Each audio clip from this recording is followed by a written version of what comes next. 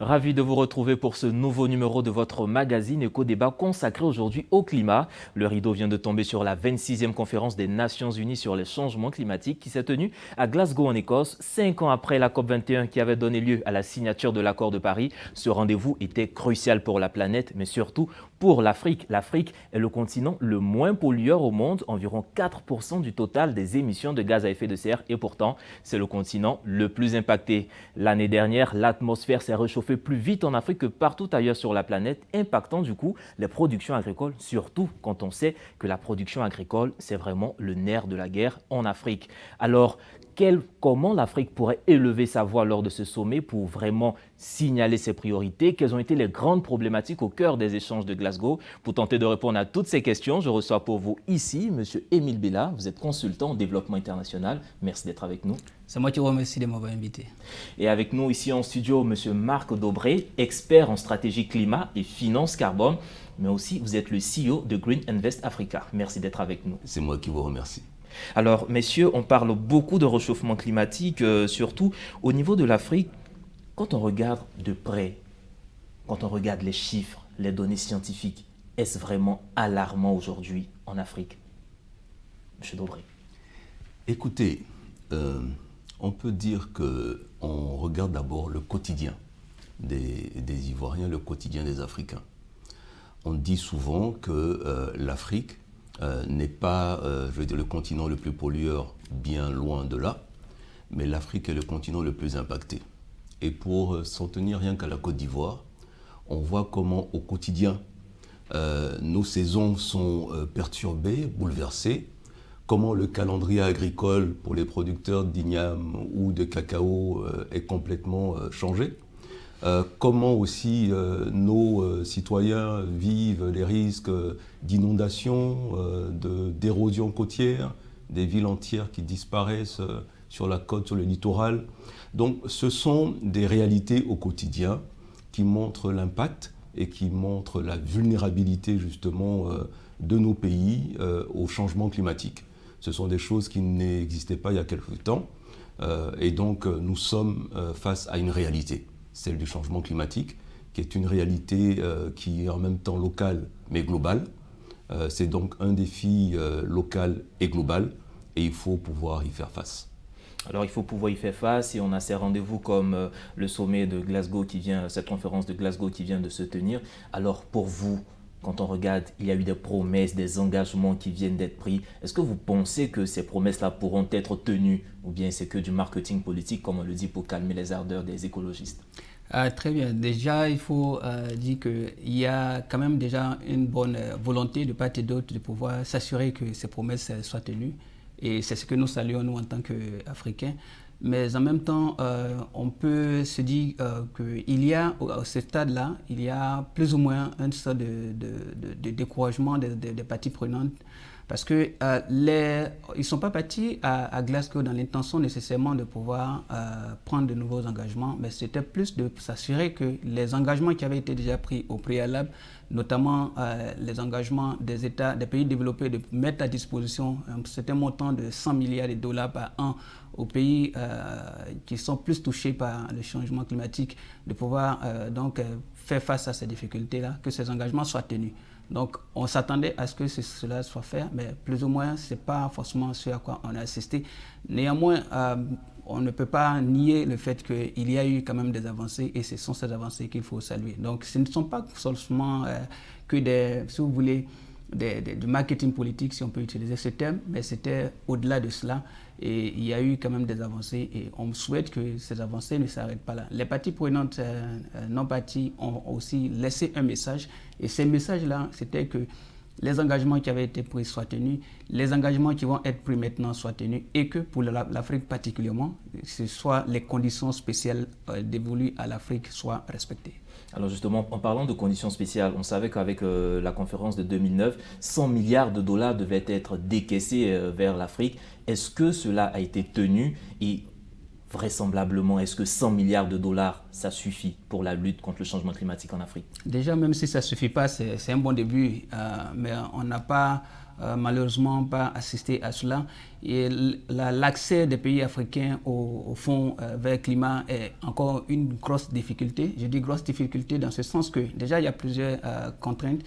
La contrainte de la capacité des États africains à développer des projets qui respectent les critères du fonds vert climat est faible, donc cette capacité-là est faible. D'autres critères, c'est qu'il y a l'accès à la question de la barrière des langues, parce que la plupart des documents qui sont proposés sont en français, sont en anglais. Alors, les pays africains disent qu'il faut chercher un moyen de pouvoir rendre ces pays-là donc particulièrement plus compétents en matière d'élaboration de projets et donc d'accès de manière générale à ces fonds-là. Alors, ce que la Banque africaine de développement fait, qui est à saluer, c'est qu'elle met à disposition à travers différents fonds, comme par exemple le Fonds africain pour les changements climatiques, elle met à disposition des pays africains des montants pour pouvoir se préparer dans l'élaboration de ces projets-là. Donc évidemment, il y a des engagements, il y a le montant qui doit être mis à disposition de ces pays. Ce montant, même s'il n'est pas suffisant, vu l'ampleur du besoin en ce moment, même s'il n'est pas suffisant, il y a quand même une volonté, et ce qu'il faut faire en ce moment, c'est s'assurer que les pays africains soient suffisamment outillés pour pouvoir accéder à ces fonds-là. Et c'est aussi le combat que mène le groupe des négociateurs africains. Alors justement, il y a le groupe des négociateurs, mais vous avez évoqué un thème très important, la préparation et aussi la langue qui est une barrière. Alors je me tourne vers vous, Marc Dobré, vous êtes expert en stratégie climat, mais vous avez aussi travaillé à la préparation, en tout cas de la stratégie pour la COP21, pour un événement comme la COP26 comme ça. Comment est-ce que les États africains doivent se préparer? Est-ce que chaque État va avec ses problématiques ou bien ils essaient de se mettre ensemble pour être plus forts? Comment vous vous préparez dans ce genre de dossier? Alors, il faut, avant de venir sur le point de la préparation, qui répond à un processus vraiment maintenant validé, rodé, il faut dire que la COP26, comme on parle de la COP21 et qu'on passe à la COP26, la COP21 va être considérée comme étant, on va dire, la COP des fondements. C'est la COP de l'accord de Paris, avec les engagements donc, que les parties prenantes ont pu faire, mais ce sont des engagements que les pays ont pris eux-mêmes, à travers ce qu'on appelle les contributions déterminées au niveau national. C'était 2015, et c'était l'accord de Paris. Et cet accord prévoyait que tous les 5 ans, les pays revoient justement leurs engagements, et si possible, de préférence, de façon souhaitable, à la hausse. Et donc, nous sommes 5 ans après. La COP n'a pas pu se tenir l'année dernière pour cause justement de Covid, mais Glasgow, justement, cette année, est la COP 26 et on peut la considérer comme étant la COP de l'ambition, où tous les pays sont attendus pour justement, étaient attendus, en tout cas pour revoir leurs engagements à la hausse de façon plus ambitieuse. Et ce que je peux dire en ce qui concerne la Côte d'Ivoire, c'est que cet engagement d'ambition a été pris, a été tenu, puisque la Côte d'Ivoire a révisé donc ses engagements de 2015. Nous étions partis sur un engagement, en fait, quand on parle de changement climatique, il y a deux volets. Il y a le volet qu'on appelle l'atténuation, donc c'est la réduction des émissions de gaz à effet de serre, et il y a le volet qu'on appelle l'adaptation. C'est la capacité donc à s'adapter face justement à la vulnérabilité et à l'impact des effets néfastes du changement climatique. Et donc la Côte d'Ivoire, pour 2021, a revu donc cet engagement, ses contributions déterminées, avec un engagement pour l'atténuation en 2015 qui était de l'ordre de 28%, et qui maintenant, en 2021, est passé à 30%. Donc ça, c'était le premier niveau de l'ambition. Il y a eu d'autres éléments de l'ambition sur lesquels on pourrait revenir, et qui notamment positionnent le secteur de la forêt comme un secteur prioritaire. En Côte d'Ivoire, la déforestation que nous connaissons tous, l'équivalent de 3 à 4 terrains de football pratiquement toutes les heures, c'est une déforestation galopante, alarmante, une des plus importantes même au monde. Et le gouvernement a mis en place des dispositions vraiment très volontaires pour faire face justement à ce défi de la déforestation. Et quand nous avons décliné les nouvelles contributions, les nouveaux engagements de la Côte d'Ivoire, après avoir constaté que le secteur de la forêt devenait le secteur prioritaire, un certain nombre de dispositions sur les politiques, sur les actions du secteur privé, sur les actions de la société civile ont été entrepris. Et ce sont tous ces éléments qui sont présentés donc à la COP26. Et comme d'autres pays, la Côte d'Ivoire donc a rehaussé ses ambitions. Les autres sont attendus. Des pays les plus gros pollueurs, comme les États-Unis, comme la Chine, ont déclaré un certain nombre de choses. Mais moi, je dirais que par rapport aux déclarations des grands pays pollueurs ou même des autres, il faut peut-être, c'est la même question que le financement, hein. Ça dépend si on regarde la partie du verre à moitié vide, à moitié plein. Je pense que c'est un peu l'effet du colibri. Chacun doit jouer sa partition. Chacun doit faire sa part. Et donc je pense que la Côte d'Ivoire a fait sa part. La Côte d'Ivoire est partie justement quand on parle de négociations dans le cadre de groupes des négociateurs africains, parce que l'Afrique est organisée dans un groupe qui est bien structuré et qui est donc qui porte la parole de l'Afrique à la COP et notamment à la COP 26, avec des thématiques bien identifiées, des priorités bien identifiées. Et les débats ont été très houleux ces temps-ci et continuent de l'être. Et l'objectif est vraiment de glaner des résultats très concrets, en particulier en matière de financement. Pardon. Si, alors permettez-moi de rebondir parce que vous parlez tout à l'heure du groupe des négociateurs et justement il y a Monsieur Tanguy Bekale qui était le président du groupe africain des négociateurs sur le changement climatique à cette COP26 justement. Il a déclaré que l'Afrique n'allait pas limiter son développement économique pour accompagner la lutte contre le changement climatique. Comment comprendre une telle position? C'est clair et je pense que tout le monde est d'accord, on va dire, sur cette approche. Parce que nous ne sommes pas les plus gros pollueurs et donc nous refusons de subir les dictats de ceux qui ont pollué la planète et qui nous demandent maintenant de nous aligner. Mais ce qu'il faut dire, c'est que ça peut constituer en même temps une opportunité de développement. Je vous donne quelques exemples. Sur la Côte d'Ivoire, le développement et la lutte contre le changement climatique à travers le secteur de la foresterie va permettre de créer des emplois innombrables sur la création de pépinières, sur l'agroforesterie durable, etc., etc. Ce sont des opportunités. Sur l'énergie, il existe aussi en matière d'énergie renouvelable, en matière d'efficacité énergétique, des opportunités fabuleuses. Et l'idée, c'est de dire, il ne faut pas regarder les choses non pas uniquement justement en termes de régression. Il faut continuer notre développement, mais il faut le faire de façon plus propre, de façon plus durable. Et je crois que ce n'est pas négociable de revoir notre développement ou nos ambitions de développement à la baisse. Alors, ne pas revoir nos ambitions à la baisse. Si vous permettez rapidement pour rebondir sur la question de la préparation, effectivement, comme M. Dobré l'a dit tout à l'heure, les pays africains sont très structurés en la matière. En 1995, à la COP1 en Allemagne, les pays africains se sont dit que s'il fallait aller individuellement, leur voix ne va pas nécessairement porter. Donc, il fallait plutôt se mettre ensemble. Donc, d'où la mise en place du groupe des négociateurs. Et ce groupe des négociateurs a mené les débats au fur et à mesure. En 2016, au Maroc, à la COP, les pays africains ont essayé plus ou moins de pouvoir attirer l'attention des pays développés sur la difficulté que connaissent les pays, enfin, pour faire la répétition.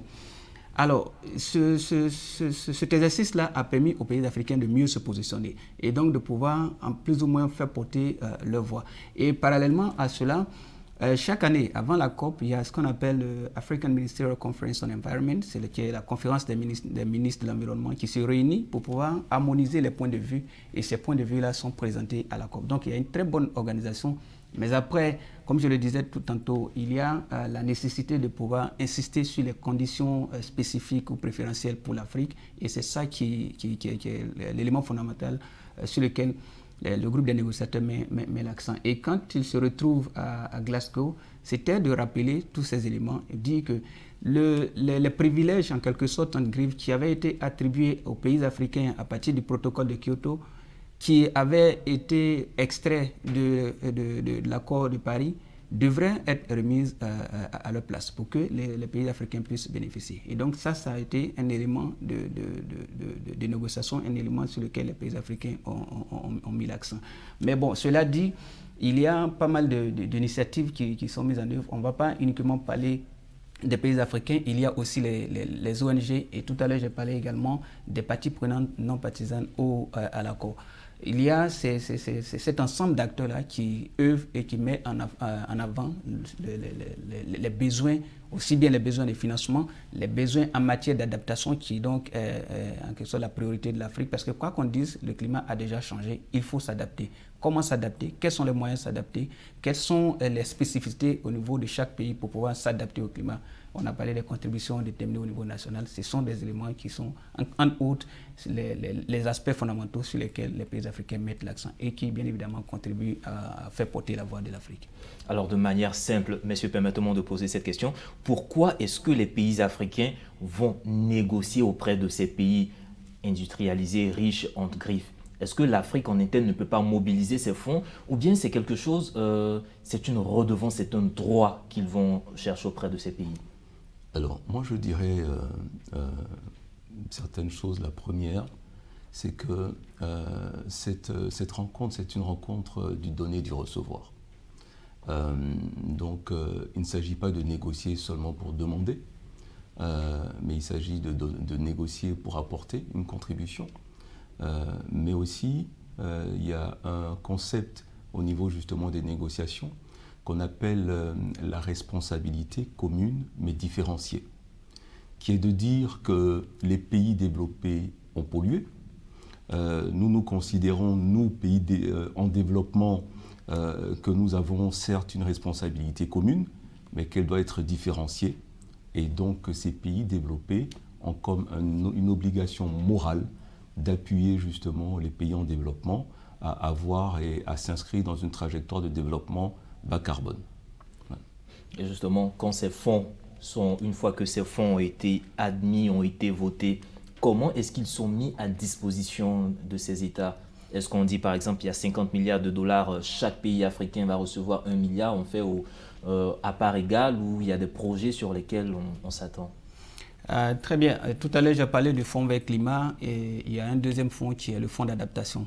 Donc ces deux fonds-là disposent de ressources et ce que les pays font, c'est de pouvoir soumettre des propositions, soumettre des projets pour pouvoir bénéficier de ces fonds-là. C'est pourquoi j'ai parlé d'entrée de jeu de la préparation ou le readiness en anglais.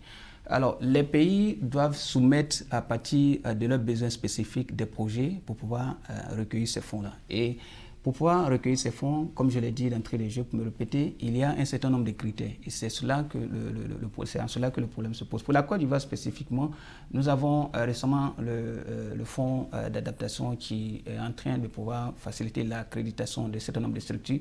Parce qu'il faut passer par l'accréditation d'abord. C'est-à-dire qu'une entité nationale doit être accréditée, c'est-à-dire doit être à mesure de pouvoir soumettre la proposition. Et donc, il y a la phase de l'accréditation. Et quand l'entité est accréditée, ce que l'entité maintenant fait, c'est de pouvoir soumettre les propositions à travers les projets. Donc, il y a les structures qui vont, que ce soit des ONG ou d'autres acteurs qui vont élaborer des projets, passer par l'entité accréditée et soumettre le projet. Il y a également la Banque africaine de développement aussi qui sert aussi de canevas pour pouvoir transmettre aussi, quand je dis transmettre, je veux dire faire soumettre les propositions de ces pays-là à travers cette entité-là pour pouvoir bénéficier de ces ressources. Donc, c'est de cette façon, il y a une répartition, c'est de cette façon que les pays peuvent aussi, entre autres, accéder aux différents fonds qui sont mis à disposition. Au-delà des pays, les privés, je veux dire, voilà, ou les particuliers ou les ONG, comment vous intervenez dans voilà, d'accord. L'idée, c'est de dire qu'il existe plusieurs catégories, une typologie, finalement, de ces financements pour le climat. Je pense que mon collègue a évoqué un certain nombre de guichets, qui sont les guichets internationaux spécifiques, qui sont les guichets du multilatéralisme. Il a évoqué donc le fonds pour l'adaptation, il a évoqué donc le fonds vert pour le climat, qui sont, on va dire, les principaux guichets au niveau international. Au niveau régional, il y en a d'autres. Mais je crois que ce qu'il faut retenir quand même, il y a aussi le bilatéral, parce que chaque pays, justement, apporte une contribution. C'est que de plus en plus, on regarde, et comme vous disiez justement, du côté des ressources endogènes. Et moi, j'aime bien aussi l'exemple le ministère des Eaux et Forêts, par exemple, a mené récemment l'opération Un jour de 50 millions d'arbres, de planting.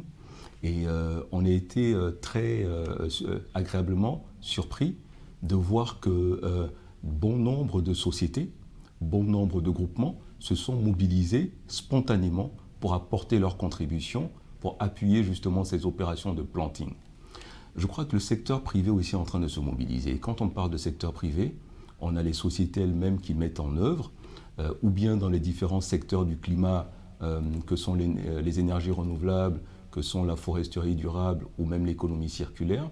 Mais il y a aussi toutes les sociétés qui veulent adopter des technologies propres pour leur développement. Mais ce secteur privé des sociétés va de pair avec justement le système financier normal, classique.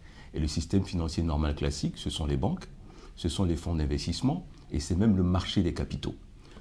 On est content aussi de voir que la Côte d'Ivoire récemment est en train de travailler pour une émission obligataire justement, ce qu'on appelle les green bonds, donc des obligations vertes, à l'instar d'autres pays qui ont réussi à le faire. Mais même le secteur privé se met aussi, on vient d'avoir pour la première fois en Afrique de l'Ouest un green bond corporate, c'est-à-dire une obligation verte venant d'une entreprise. Je n'ose pas la citer. Elle est située à Yopougon, avec vraiment un esprit avant-gardiste qui a pu donc lever une obligation verte en tant que secteur privé. Il y a donc cette panoplie d'outils qui doivent être mobilisés de façon cohérente, de façon coordonnée. Et notre ministère des Finances est en train de faire aussi un travail remarquable dans la mise en place d'une plateforme justement sur la finance verte, durable et climatique pour permettre à tous les intervenants de cette chaîne finalement de valeur de se positionner et d'optimiser leurs interventions pour qu'à la fin de la journée, que le producteur de cacao, que la communauté qui se trouve à Zouangounia, ou bien même toutes les parties prenantes, les collectivités locales et territoriales, les districts, les régions, puissent recevoir ces ressources. Nous, en tout cas, au niveau de notre société, c'est ce que nous travaillons à faire tous les jours. Nous travaillons à aider à monter les dossiers au niveau de ces différents acteurs, qu'ils soient privés ou qu'ils soient locaux.